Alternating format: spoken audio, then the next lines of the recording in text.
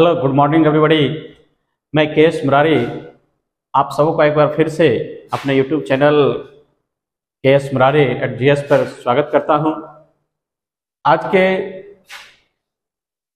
इस वीडियो के विषय खिलाफत आंदोलन और असहयोग आंदोलन। आज खिलाफत आंदोलन किन परिस्थितियों में उभर कर सामने आया और खिलाफत आंदोलन के दौरान ही असहयोग आंदोलन की पृष्ठभूमि भी उभर कर सामने आया, इन सारी बातों पर मैं विशद रूप से चर्चा करूंगा। खिलाफत आंदोलन प्रथम विश्व युद्ध के बाद ब्रिटेन और तुर्की के बीच होने वाले जो सेवर्स की संधि थी, उस सेवर्स की संधि में तुर्की के सुल्तान का समस्त अधिकार छीन लिया गया। संसार भर में यानी दुनिया भर में मुसलमान तुर्की के सुल्तान को अपना खलीफा मानता था। प्रथम विश्व युद्ध में भारतीय मुसलमानों ने तुर्की के खिलाफ अंग्रेजों की सहायता इस शर्त पर किया कि भारतीय मुसलमानों को धार्मिक मामलों में ब्रिटिश हस्तक्षेप नहीं करेगा और यहां तक कि भारतीय मुसलमानों के धर्म स्थलों की भी रक्षा करेगा। लेकिन युद्ध में इंग्लैंड के विजय होने के बाद ब्रिटिश सरकार अपनी शर्तों से दूर चला गया, यानी ब्रिटिश सरकार अपनी शर्तों को लागू नहीं किया। भारतीय मुसलमान ब्रिटिश सरकार से नफरत करने लगे और ऐसे मौकों में या ऐसे मौकों को हिंदू मुस्लिम एकता के लिए उपयुक्त समझा गया। महात्मा गांधी ने मुसलमानों के साथ सहानुभूति व्यक्त की और 23 नवंबर 1919 को दिल्ली में अखिल भारतीय खिलाफत कमेटी का गठन किया गया। तो 23 नवंबर 1919 ये काफी महत्वपूर्ण डेट है। 23 नवंबर 1919 ईस्वी को दिल्ली में अखिल भारतीय खिलाफत कमेटी का अधिवेशन हुआ और इसमें गांधी जी अध्यक्ष चुने गए। दिल्ली में अखिल भारतीय खिलाफत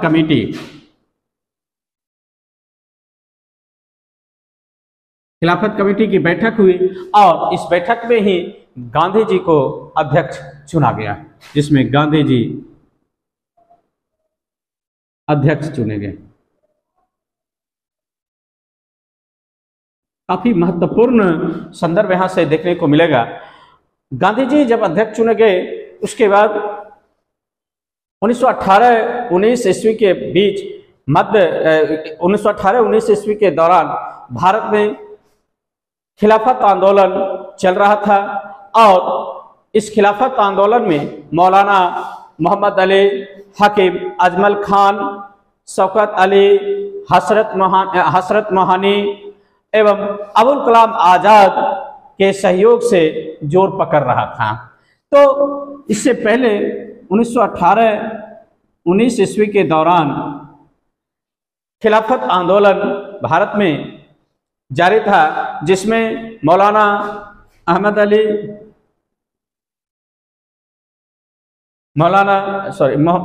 अली,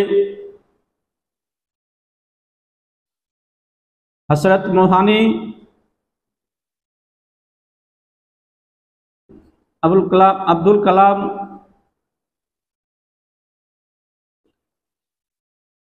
हकीम अजमल खान,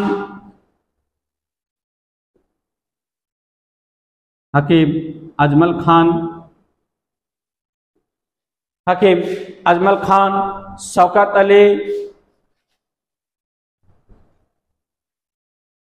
अली, ये सारे कुछ महत्वपूर्ण मुस्लिम नेता भारत में खिलाफत आंदोलन जारी रखा था।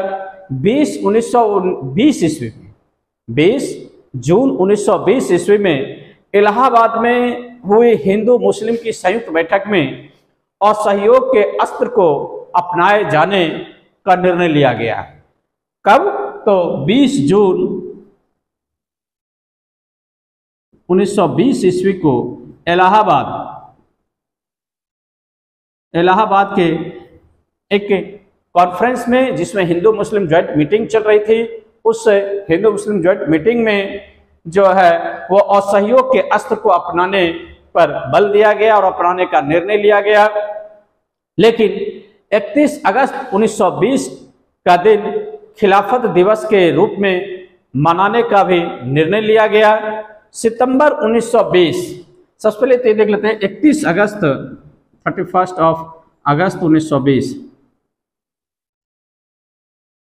1920 को ये खिलाफत दिवस के रूप में मनाने का निर्णय उसे इलाहाबाद के हिंदू मुस्लिम ज्वाइंट मीटिंग में लिया गया था।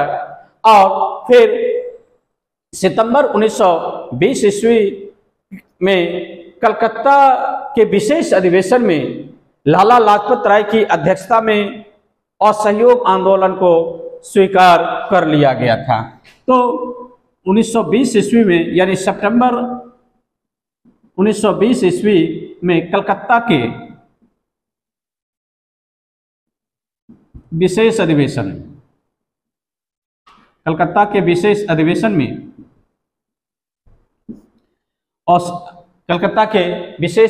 में लाला लाजपत राय की अध्यक्षता हुई थी और उसमें असहयोग के प्रस्ताव को, नॉन कोऑपरेशन मूवमेंट के प्रस्ताव को स्वीकार किया गया। और इस कलकत्ता के विशेष अधिवेशन की अध्यक्षता लाला लाजपत राय ने की। लाला लाजपत राय ने किया, जिसमें एनसीएम के यानी नॉन कोऑपरेशन मूवमेंट चलाने का प्रस्ताव को स्वीकार किया गया।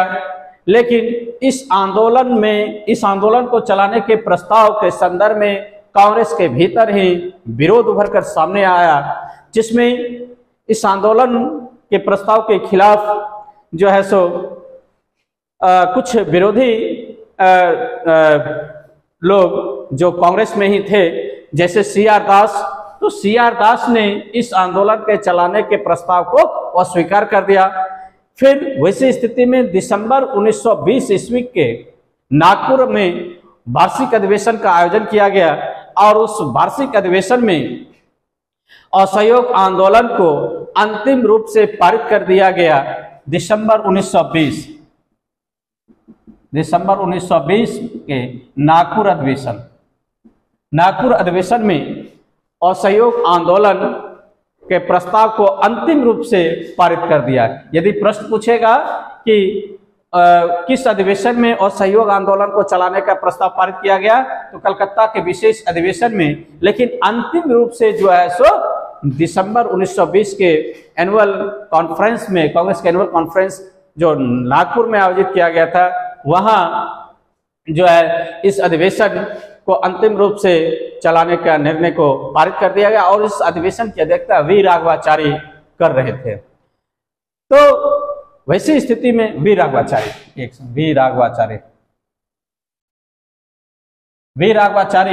अध्यक्षता में एनुअल कॉन्फ्रेंस ऑफ कांग्रेस इन 1920 चल रहा था, जिसमें अंतिम रूप से असहयोग आंदोलन चलाने के प्रस्ताव को पारित कर दिया गया।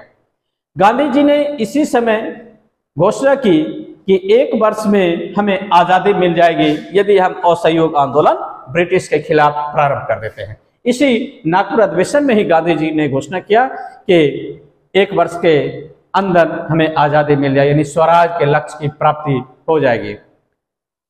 अब्दुल कलाम आजाद ने इस आंदोलन के प्रचार में अपनी पत्रिका अल हिलाल के माध्यम से सहयोग दिया। अल हिलाल ये अब्दुल कलाम आजाद की पत्रिका थी और इस पत्रिका के माध्यम से अब्दुल कलाम आजाद ने इस असहयोग आंदोलन में सहयोग दिया।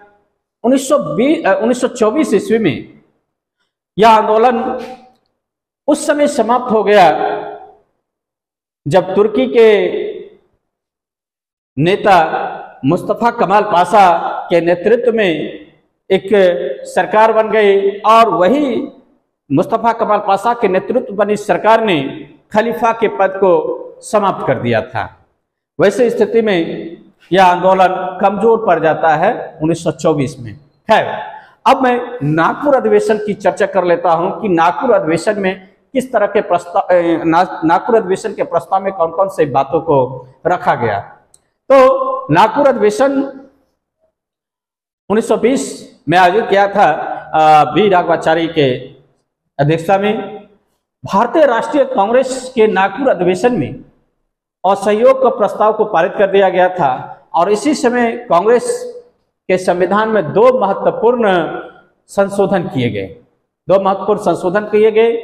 पहला कि भारतीय राष्ट्रीय कांग्रेस के संविधान का जो लक्ष्य ब्रिटिश साम्राज्य के भीतर स्वशासन का था, उसके स्थान पर स्वराज के लक्ष्य को प्रस्तावित किया गया। यानी इससे पहले 1920 के नागपुर अधिवेशन से पहले जो भारतीय राष्ट्रीय कांग्रेस का संविधान था उसमें स्वशासन की मांग था। अब कहना था कि स्वशासन नहीं बल्कि स्वराज जो है सो महत्वपूर्ण लक्ष्य रहेगा हमारे आंदोलन का। दूसरा, कांग्रेस संगठन में क्रांतिकारी परिवर्तन किए गए और उस क्रांतिकारी परिवर्तन के संदर्भ में रचनात्मक कार्य तैयार किया गया और उन रचनात्मक कार्यों में यानी कंस्ट्रक्टिव वर्क के संदर्भ में कहा गया कि सभी वयस्कों को कांग्रेस की सदस्यता प्रदान करना, जितने भी एडल्ट थे, युवा थे, सभी को कांग्रेस की सदस्यता प्रदान करना, नंबर 1। नंबर 2, भाषाई आधार पर प्रांतीय कांग्रेस समितियों का गठन किया जाना। भाषाई आधार पर प्रांतीय कांग्रेस समितियों का पुनर्गठन करना।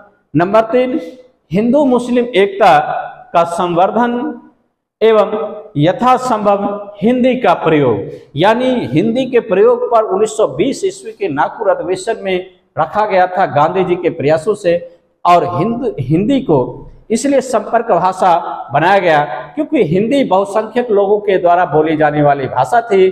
तो एक दूसरे के भाव को समझने के लिए हिंदी के प्रयोग पर विशेष बल दिया गया ताकि एक दूसरे की भावना को समझकर आंदोलन को आगे तेज किया जाए।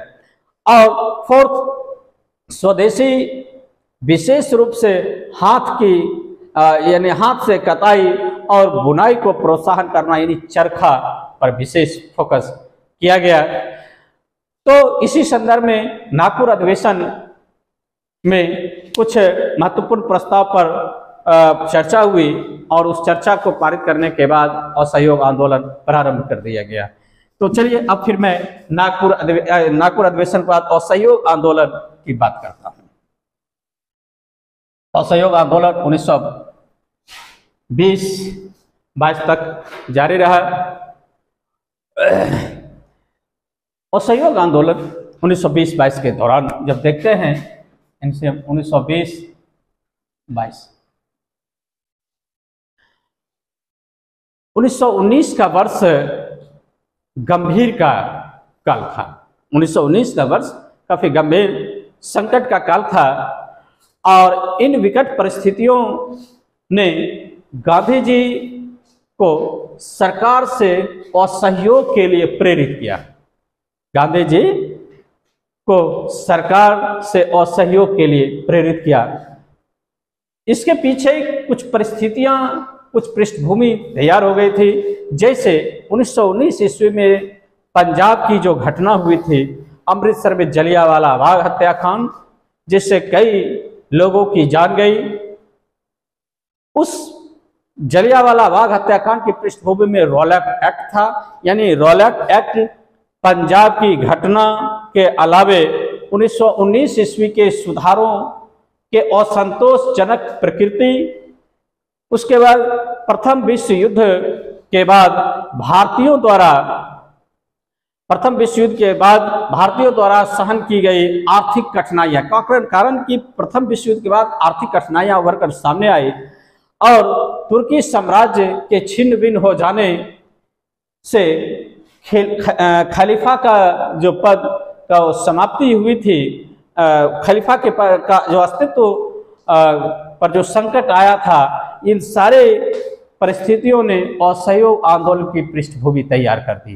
प्रश्न यदि पूछेगा असहयोग आंदोलन की पृष्ठभूमि में कौन कौन से तत्व शामिल थे, तो रॉलक एक्ट नाम देंगे, जलियांवाला बाग हत्याकांड यानी पंजाब की घटना, उसके बाद जलियांवाला बाग हत्याकांड, उसके बाद प्रथम विश्व युद्ध के दौरान आर्थिक कठिनाइयां उत्पन्न होना, उसके बाद खिलाफत यानी तुर्की के खलीफा के अस्तित्व को संकट में आ जाना, इन सारे कारणों ने असहयोग आंदोलन की पृष्ठभूमि तैयार कर दिया। प्रथम विश्व युद्ध में भारतीयों ने अंग्रेजों की पूर्ण सहायता की थी। प्रथम विश्व युद्ध जो 1914 ईस्वी से 1918 ईस्वी तक चले थे, उसमें भारतीयों ने अंग्रेजों की पूर्ण सहायता की थी और उन्हें यह उम्मीद थी कि युद्ध के बाद अंग्रेजी हुकूमत उनके लिए कुछ विशेष करेगी। ब्रिटिश सरकार ने युद्ध में विजय होने पर भारत को स्वशासन देने का वचन दिया था। युद्ध के बाद विजयी राष्ट्रों ने सभी वायदे, यानी जितने भी मित्र राष्ट्र थे इंग्लैंड के नेतृत्व में, ब्रिटेन के नेतृत्व, सभी वायदे को भुलाकर विजित राष्ट्र जो है, जितने भी जीते हुए राष्ट्र थे, वो अपने उपनिवेशों को बढ़ाना शुरू कर दिया और जहां जहां तक उसका उपनिवेश था वो आपस में बांट लिया। 1919 ईस्वी के मॉन्टेग्यू चेम्सफोर्ड सुधार भारत में क्रमिक स्वशासन स्थापित करने के घोषणा के अनुकूल नहीं थी, क्योंकि उसमें स्पष्ट रूप से लिख दिया स्थानीय स्वशासन की बात नहीं किया गया था, स्वशासन की बात उसमें नहीं किया गया था। तो हम कह सकते हैं कि मॉन्टेग्यू चेम्सफोर्ड रिफॉर्म 1919 ईस्वी के तहत भारत में क्रमिक स्वशासन स्थापित करने की घोषणा के अनुकूल नहीं था। अधिकांश कांग्रेस के नेताओं ने सुधारों को अपर्याप्त और निराशाजनक बताया।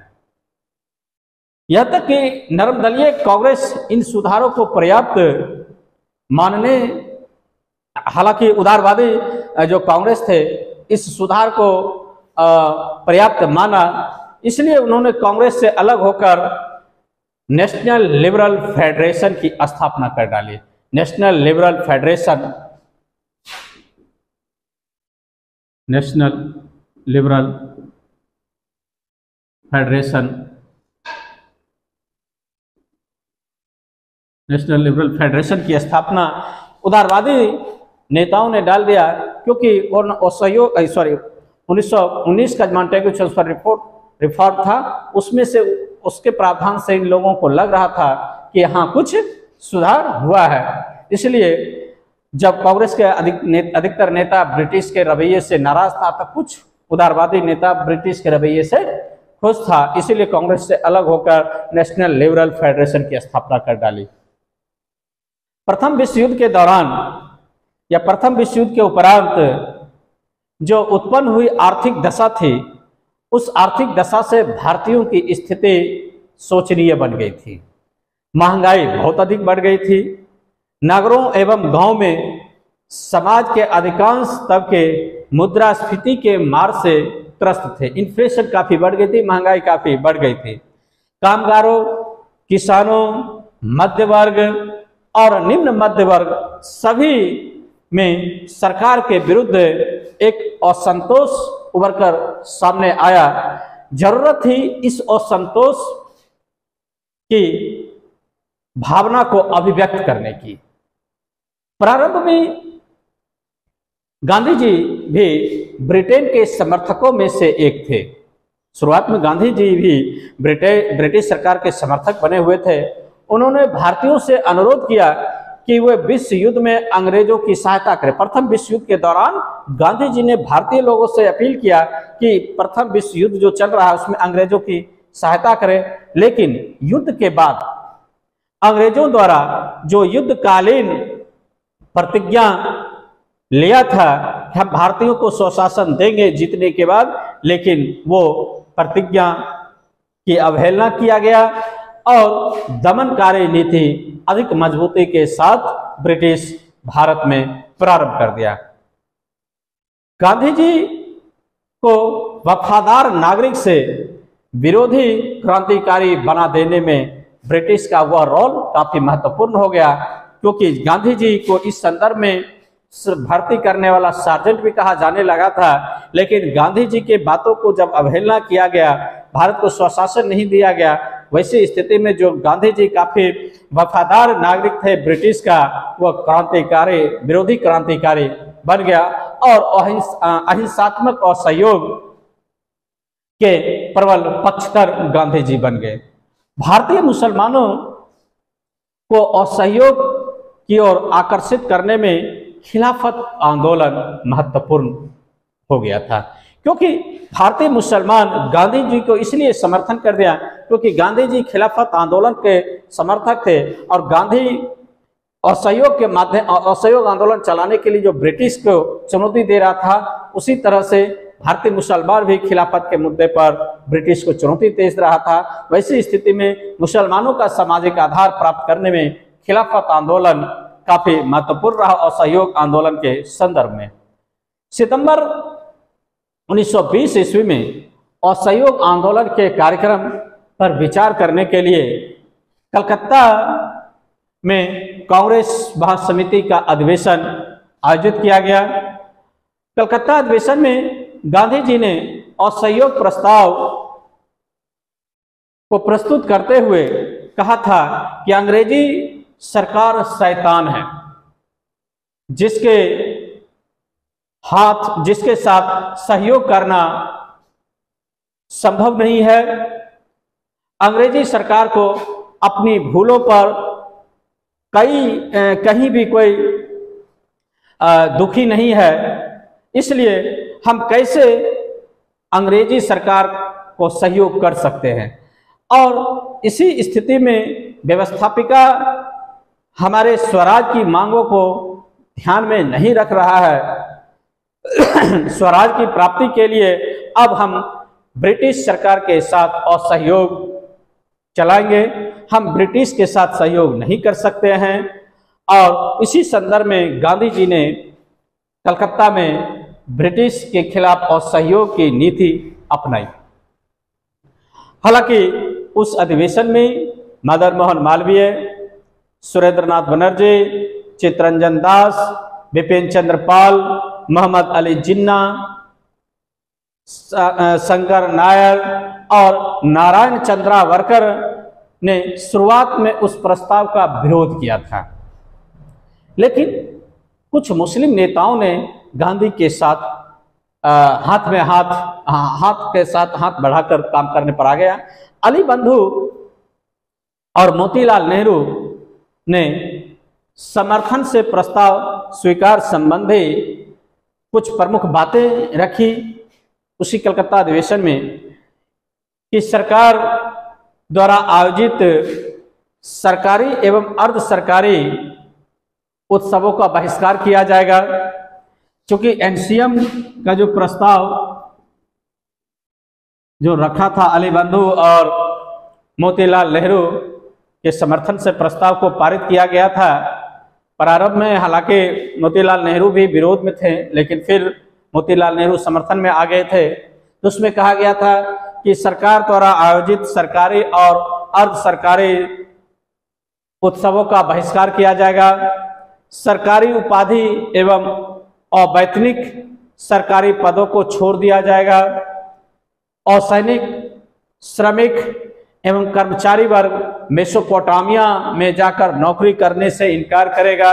मेसोपोटामिया जो आधुनिक इराक है, वहाँ भारतीय लोग नौकरी करने के लिए जाता था ब्रिटिश की तरफ से, तो बोला अब मेसोपोटामिया भी नौकरी करने नहीं, यानी ब्रिटिश के खिलाफ असहयोग प्रारंभ कर रहे हैं। सरकारी स्कूल, सरकारी कॉलेज का बहिष्कार किया जाए, वकीलों द्वारा न्यायालयों का बहिष्कार किया जाए, विदेशी सामानों का पूर्ण रूप से बहिष्कार किया जाए। इन सारे बहिष्कार के अस्त्र को असहयोग आंदोलन में प्रमुखता से रखा गया। कि ब्रिटिश और ब्रिटिश वस्तु और ब्रिटिश के जो नीति है उसका बहिष्कार का अस्त्र इस असहयोग आंदोलन में रखा गया। दिसंबर 1920 ईस्वी में नागपुर में आयोजित कांग्रेस अधिवेशन में असहयोग के प्रस्ताव से संबंधित लाला लाजपत राय और चित्तरंजन दास ने अपना विरोध वापस ले लिया। जो लाला लाजपत राय और बिपिन चंद्र पाल वहां कलकत्ता के विशेष अधिवेशन में असहयोग के प्रस्ताव के खिलाफ थे, लेकिन उस खिलाफ का जो अपना प्रस्ताव था उसको वापस ले लिया और नागपुर में आके समर्थन प्रदान कर दिया असहयोग आंदोलन को। असहयोग आंदोलन की सफलता के लिए गांधी जी द्वारा कुछ रचनात्मक कार्य अपनाए गए रचनात्मक कार्यों को अपनाया गया, जिसमें मद्य बहिष्कार यानी पूर्ण शराबबंदी, मद्य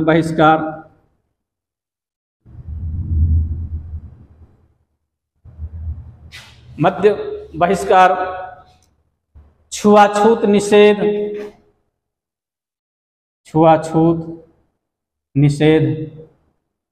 यानी छुआछूत पर प्रतिबंध, छुआछूत का रोकना है।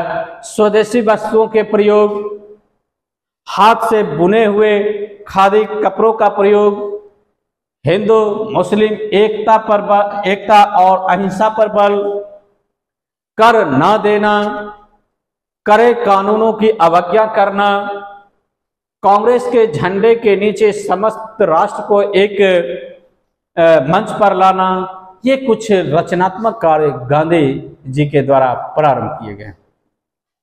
आंदोलन शुरू करने से पहले गांधी जी ने ब्रिटिश सरकार द्वारा प्रथम विश्व युद्ध के दौरान सहयोग करने के बदले में अंग्रेजों के द्वारा दी गई केसरे हिंद की उपाधि वापस कर दी।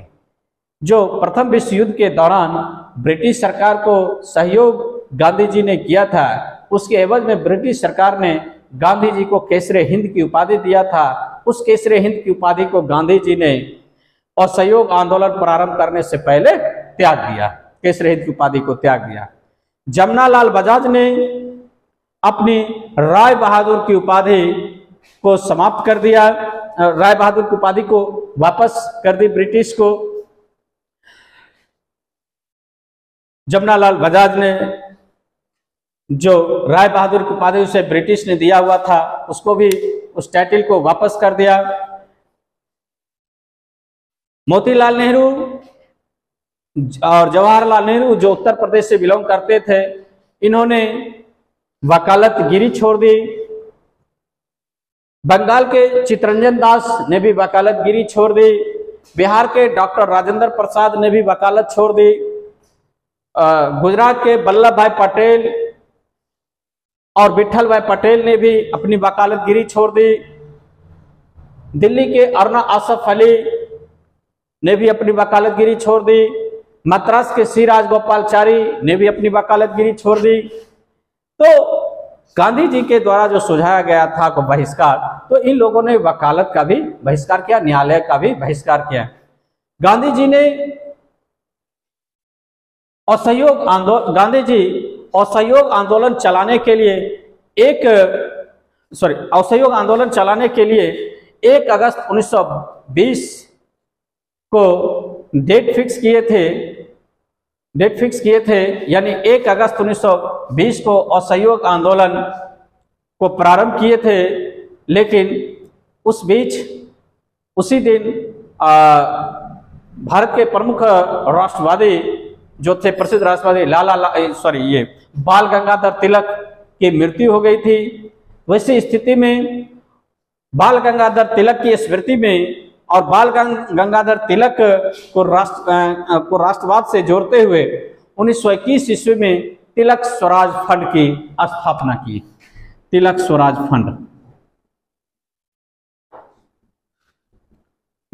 फंड की स्थापना 1921 ईस्वी में किया गया, जो एक राष्ट्रवादी उभार के रूप में देखा जाता है। और मात्र 6 महीना के अंदर इस फंड में 1 करोड़ रुपया एकत्रित हो गया।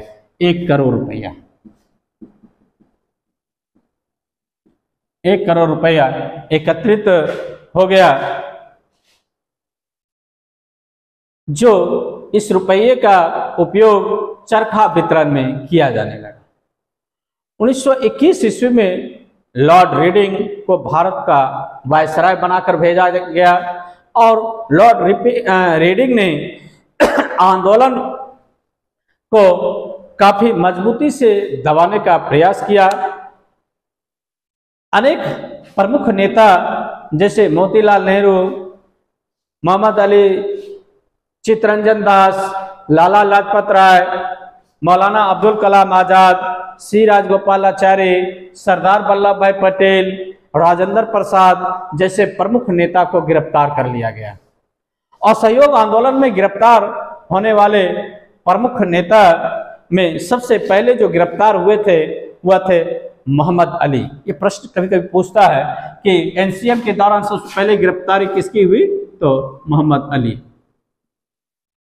मोहम्मद अली सबसे पहले असहयोग आंदोलन में गिरफ्तार होने वाला नेता थे। खैर,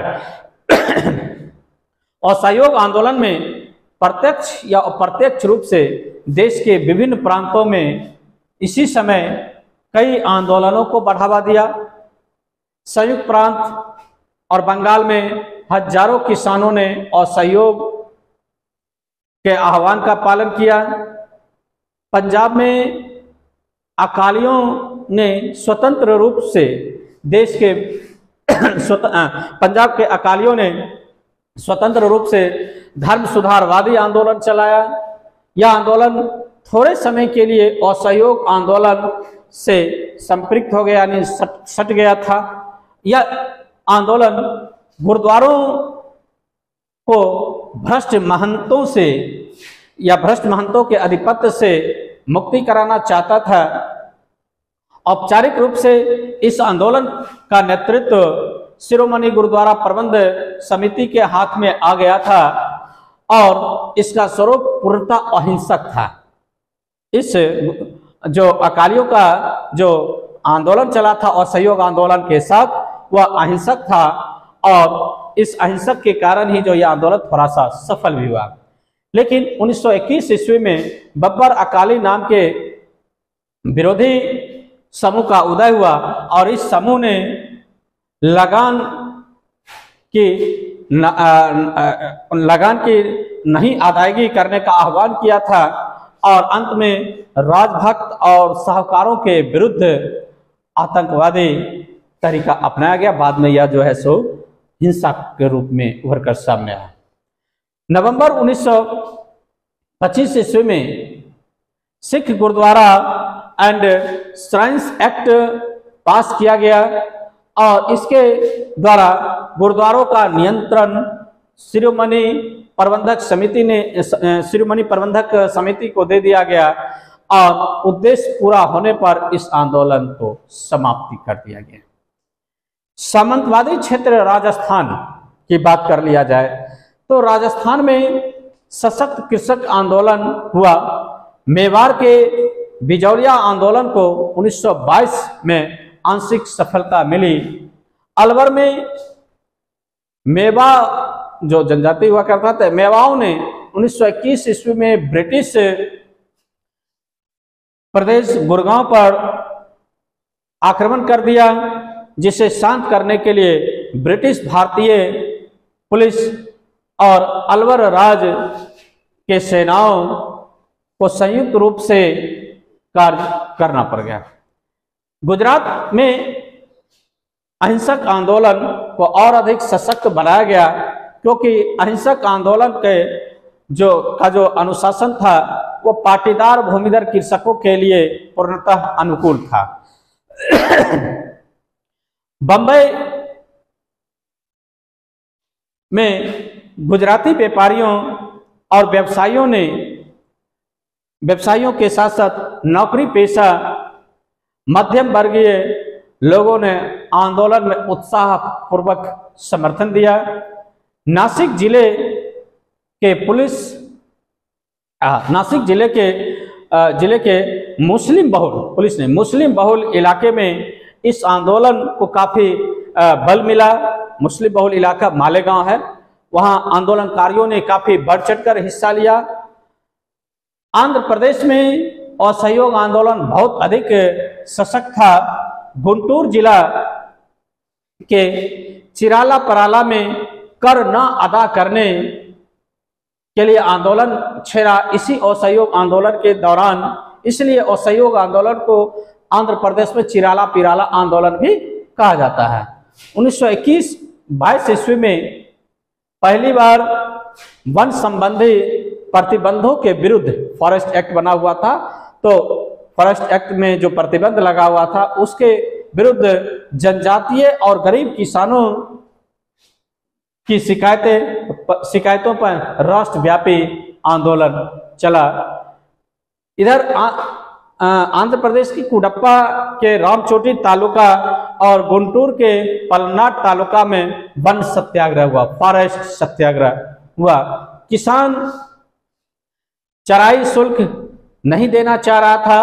पशुओं को चराने के लिए चारा कर दिया जाता था ब्रिटिश को, वह नहीं देने का फैसला किया। इस प्रकार से वन प्रशासन जो लागू था उसको समाप्त किया गया। और सहयोग आंदोलन के दौरान सर्वाधिक हिंसा मोपला लोगों के बीच हुई। मोपला जो मालाबार, भारत के पश्चिमी तट पर केरला के किनारे मालाबार तट पर, वहाँ मोपला लोग रहते थे। तो असहयोग आंदोलन के दौरान सर्वाधिक हिंसा मोपला लोगों के बीच हुई। खिलाफत आंदोलन के नेताओं और वरिष्ठ कांग्रेसी नेताओं को गिरफ्तार करने के बाद आंदोलन का नेतृत्व उग्रवादी मोपला नेताओं के हाथों में आ जाता है। मोपलाओं ने ब्रिटिश सरकार के विरुद्ध सशस्त्र संघर्ष प्रारंभ कर दिया। प्रारंभिक चरण में मोपला विद्रोह ब्रिटिश सरकार के विरुद्ध था, लेकिन बाद में सांप्रदायिक रूप अख्तियार कर लिया और वह हिंदुओं के विरुद्ध हो गया। ब्रिटिश सरकार ने सेना बुलाई जिसने वहां शांति स्थापित किया और मार्शल लॉ लागू कर दिया। अंततः दिसंबर 1921 ईस्वी तक ब्रिटिश सरकार के द्वारा इस विद्रोह को पूर्णतः कुचल दिया गया था। इधर आ जाते हैं असम में। तो असम में सुरमा घाटी के चाय बागान के मजदूरों ने भी 1921 ईस्वी में पारिश्रमिक की वृद्धि की मांग करते हुए, यानी वेजेज मजदूरी में वृद्धि की मांग करते हुए बागान छोड़ दिया और अक्टूबर से दिसंबर में पुनः असम के चाय बागानों में हड़ताल कर उपद्रव प्रारंभ कर दिया गया। असम की तरह ही पूर्वी बंगाल में भी चाय बागानों के मजदूरों ने हड़ताल की। रेल एवं स्टीमर सेवाओं की हड़ताल ने तो कामकाज ही पूरा का पूरा ठप कर दिया था। इसी असहयोग आंदोलन के दौरान 1921 ईस्वी में प्रिंस ऑफ वेल्स का भारत आगमन हुआ और प्रिंस ऑफ वेल्स के भारत आगमन पर पूरे भारत में हड़ताल हुई और कलकत्ता के सड़कों को नियंत्रण आंदोलनकारियों के हाथों में आ गया था।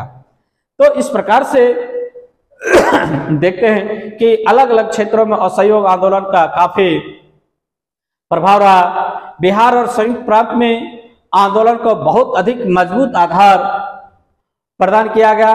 इन दोनों जगहों पर सर्वाधिक राष्ट्रीय शिक्षण संस्थाओं का बहिष्कार किया गया। शराब के बहिष्कार की दिशा में अच्छी प्रगति बिहार और संयुक्त प्रांत में देखने को मिलता है।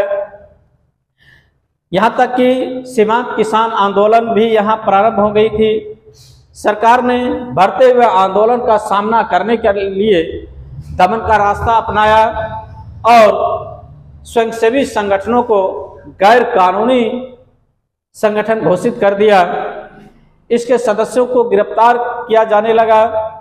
पूरे देश में लगभग 30,000 लोग गिरफ्तार किए गए। बैठकों और सभाओं पर ब्रिटिश सरकार ने प्रतिबंध लगा दिया। अखबारों की आवाज को बंद कर दिया। परिस्थितियां दिन ब दिन बिगड़ती जा रही थी। Gandhi ji viceroy Lord reading से मिले, लेकिन कोई समाधान गांधी जी को नजर नहीं आया। 1 फरवरी 1922 को गांधी जी ने घोषणा की कि अगर 7 दिनों के अंदर राजनीतिक बंदी रिहा नहीं किए जाते और प्रेस पर सरकार का नियंत्रण समाप्त नहीं होता तो वे करों की अदायगी समेत सामूहिक रूप से बारदोली में, गुजरात में है बारदोली में एक सविनय अवज्ञा आंदोलन यानी सिविल डिसओबीडियंस मूवमेंट छेड़ देगा। और लेकिन इसी समय चौरी चौरा कांड हो गया।